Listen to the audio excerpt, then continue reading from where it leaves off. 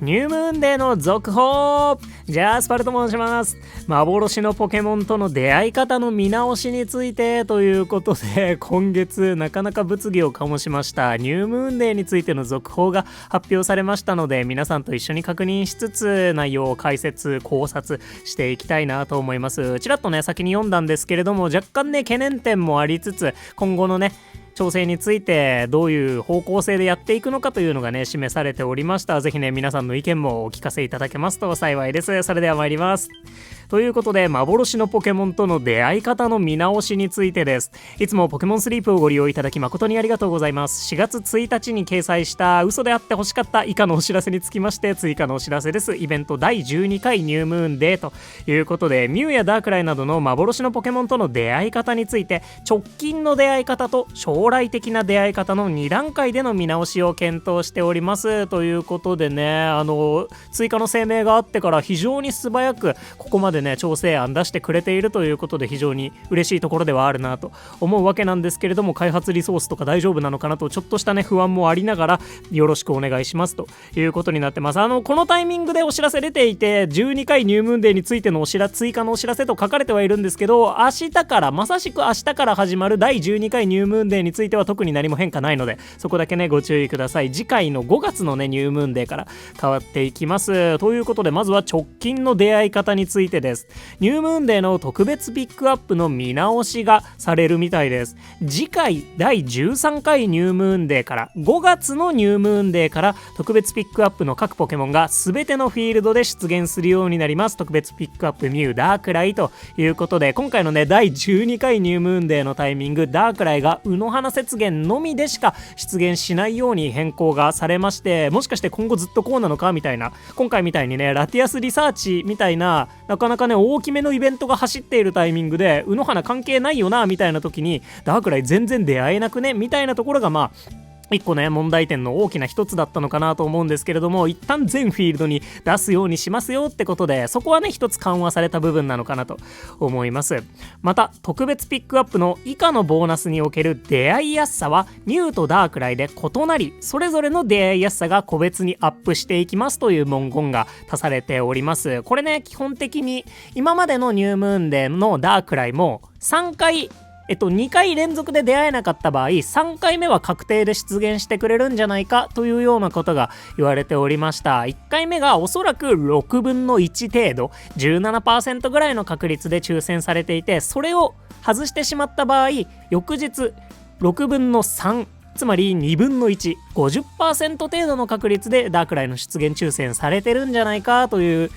ことが目されておりまして、それも外してしまった場合、3日目6分の6、つまり 100% の確率でダークライが出現しているのではないかと。3日間あるニュームーンデーのうち必ず1回はダークライに出会えるような、そんなね特別ピックアップのその出現確率の足され方がしていたんじゃないかなみたいな風に言われているんですけれども、ミュウとダークライ今別々でこのカウントアップがねされていくんじゃないかなというところになっております。ボーナス、睡眠リサーチで特別ピックアップのポケモンに出会うことができなかった場合、次に特別ピックアップのポケモンに出会うまではニュームーンデーの睡眠リサーチでの出会いやすさが少しずつアップしますということで、ミュウとダークライ別々にねそのカウントしてくれて、言ったらどっちもね2回連続で外してしまった場合 100%100% になるわけじゃないですか。3回目のリサーチ、そのタイミングでミュウとダークライ一緒に出てくるのっていうところに関しては今回特に言及がなかったわけなんですよね。一緒に出てきてほしいんですけどね、これまでのニュームーンデーのお知らせの時とかにも、その特別ピックアップによってポケモンが増えたり、いいキャンプチケットがあってお香があってみたいな、この最後の項目なんですけど、特別ピックアップのポケモンが出現する場合、睡眠リサーチで出会えるポケモンが1匹増えます。ポケモンのお香やいいキャンプチケットと併用することで最大11匹のポケモンに出会える可能性がありますとなってるんですが、来月のお知らせが出た時にここが最大12匹のポケモンと出会える可能性がありますと書かれていれば、ミュウとダークライの同時出現は成立するものと思われますが、11匹のままであると多分ね同時に出現しないので、ミュウどっちかが優先されてどっちかが次に回るみたいなことになるんじゃないかなと思うわけなんですよね。ここ多分ね、なんか私の予想ではプログラム的に現在のプログラムのままだと11匹しか例えば出現させられないとかね、何かしらの制約があるんじゃないかなというふうに読んでいるんですけれども、このね追記の部分、4月2日に追加された追記の部分なんですけど、第13回ニュームーンデー以降の仕様についてミュウとダークライにより出会えるよう特別ピックアップの仕様の見直しを検討してますとなるんですが、同時に出現しないとなるとやっぱ結果的に1体のポケモンに対する出現しやすさ、出現する頻度みたいなのはね、若干減ることになりそうなので、それが今後どうなっていくのかというのはね、今後の調整開発頑張ってほしいなと個人的には思う点かなという感じです。そんなわけで、とにかく5月の第13回ニュームーンデーのタイミングからはミュウもダークライも全てのフィールドで抽選されて、その出現しなかった場合の次のね出現率みたいな部分のカウントアップは個別で、ミュウダークライ個別でね保持されているというのが明言されました。そしてこれが直近の出会い方ということで、5月のニュームーンデーからはこの仕様になるよというお話なんですけれども、将来的な出会い方についてもねロードマップ的なものを出してくれてます。幻のポケモンと出会うことのできるイベントの追加ということで、これが来てくれればね最終的に出現増えるのかな、増えないんだよなちょっと読んでいきたいなと思います。幻のポケモンと出会うことのできるイベントの追加、ニュームーンデーに加えてグッドスリープデーでも特別ピックアップを実施し、イベントごとにそれぞれの幻のポケモンと出会えるようにすることを検討しています。ニュームーンデーダークライ、グッドスリープデーミュウということで、これについてはね X とかでね的を置いた発言されてる方いたなと思ったんですけど、もともとやっぱ新月に関係するポケモンってダークライだったり、それこそパンプジンとかね、新月というものがしっかりと関係するというところでダークライがニュームーンデーに出てくるっていうのはね非常に納得感があったわけなんですけれども、そのダークライを宇野花雪原に追いやってミュウが出てくるってどういうことなんじゃいと、あなたはニュームーンデー新月と何か関係があるんですかみたいな話がねあったりしたかなと思うんですけれども、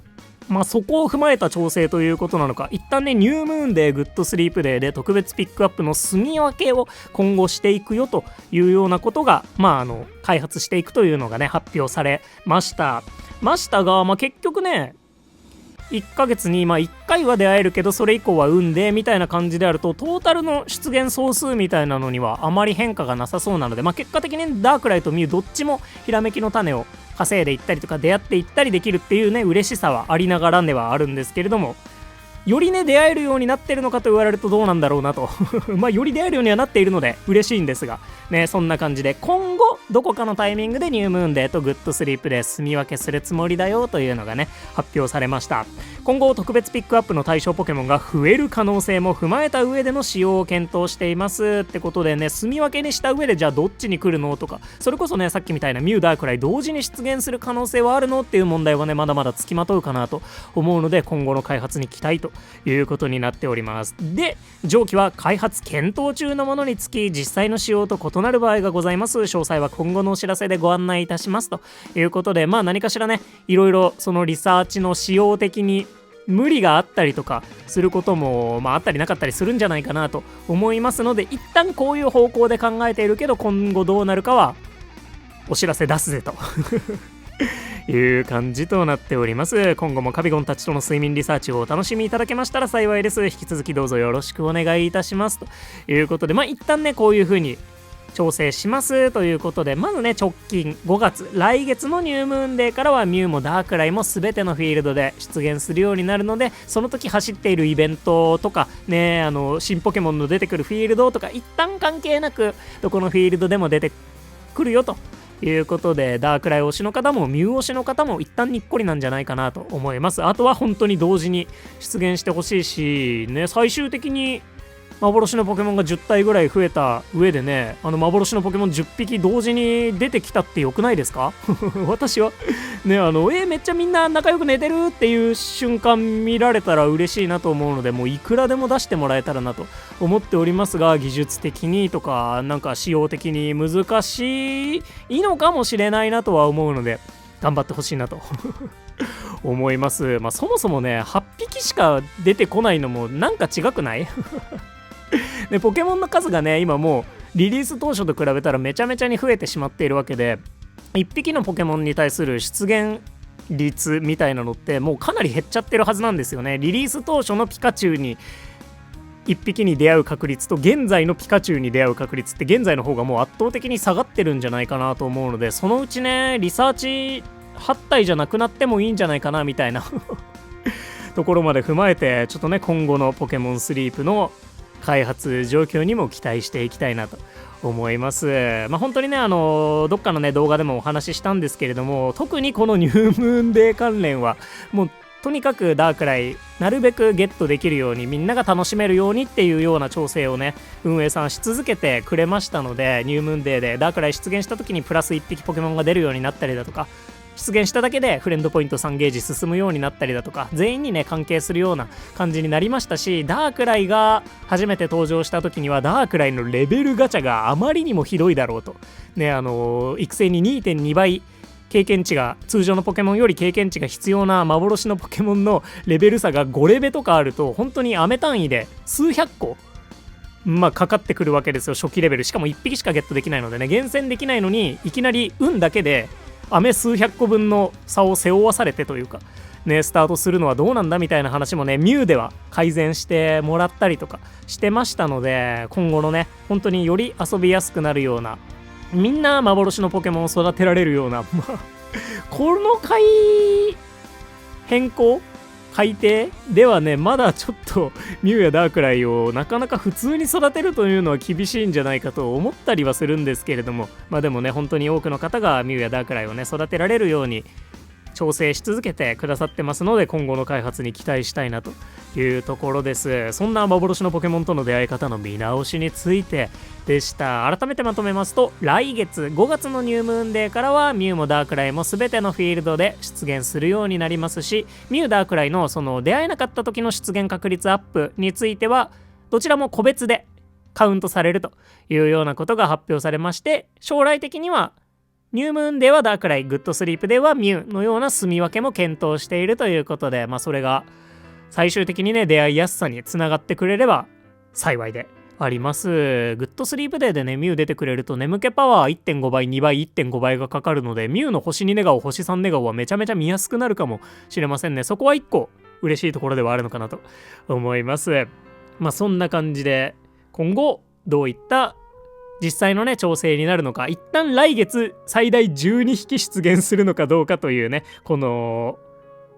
注意事項、特別ピックアップについてのこの最後のね一文のところに変化があるのか、ぜひともお楽しみにそんなニュームーンデーについての続報でした。ということでここまでご視聴いただきまして誠にありがとうございました。お相手パルでした。よろしければね皆さんからの意見感想コメントもお待ちしております。グッドボタンやハイプでの応援もいつも本当にありがとうございます。それではねまだまだラティアスリサーチ2週間目継続中でありますので、それこそちょうど明日からニュームーンデーになってくるので、リサーチ的には基本的には明後日金曜日のリサーチからになるかなと思うんですけれども、色違い出現確率アップってことで色違いのラティアスに皆さんが出会えることを祈っておりますし、なんかの間違いでねダークライとかミュウとかも色違い出てきてほしいよね。青いミュウとかやっぱさすごいレア感あるじゃないですか。私が鈴木健三さんの動画を見すぎていて、青いミュウはとんでもなく貴重だみたいな刷り込みがされてる可能性は否定できないんですけどね、出てきてくれたらね、うわそれ狙いたいぜっていう人もねたくさんいるんじゃないかなと思うので、ちょっとねそういった部分もなんかうまいことやってくれたら嬉しいんだけどそこはちょっと期待できないかな。でも今後のね運営さんの開発に期待したいなと思います。今日も元気にいってらっしゃい。またね、バイバーイ。